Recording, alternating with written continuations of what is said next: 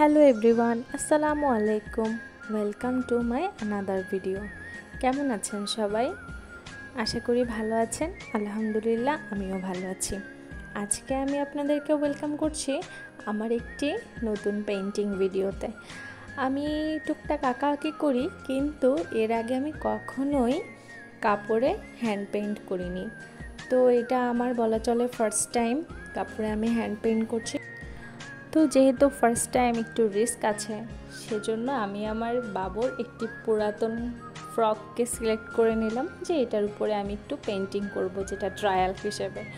তো আমি পিঙ্ক কালারের একটা ফ্রক ছিল সুতির, ওইটার উপরে হ্যান্ড পেইন্ট করব ভাবলাম যে যেহেতু এটা পিঙ্ক কালার, তো আমি এটার উপরে একটু ব্লু ফ্লাওয়ার আঁকবো।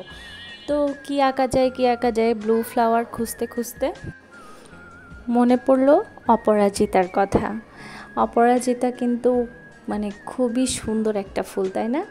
তো আমিও অপরাজিতা ফুল আঁকা ট্রাই করলাম। তো ফার্স্টে আমি কিছু ডালপালা এঁকে নিলাম, তারপর আমি এক এক করে ফুলের স্ট্রাকচার করছি।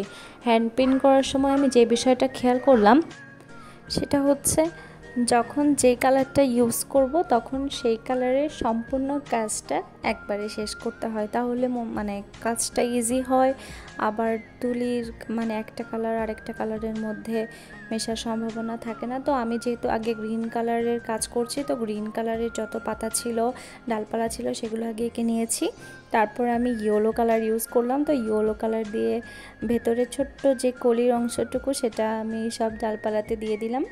তারপর আস্তে আস্তে একটু সাদা কালার দিয়ে শেড দিলাম, তারপর একটু স্কাই ব্লু, অ্যান্ড দেন এই যে ব্লু কালার দিয়ে আমি এটার একটা ফাইনাল লুক দাঁড় করালাম।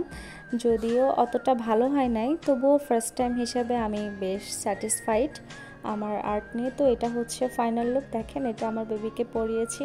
আপনারা জানাবেন কিন্তু কমেন্ট করে যে আমার বেবিকে কেমন লাগছে। মাশাআল্লাহ বলতে ভুলবেন না যেন। আর আমার পেন্টিংটা আপনাদের কেমন লেগেছে সেটাও জানাবেন। আপনাদের উৎসাহই আমাকে সামনে এগিয়ে যেতে অনুপ্রাণিত করবে। তো আমার ভিডিওটা দেখার জন্য সবাইকে অসংখ্য ধন্যবাদ। আল্লাহ হাফেজ।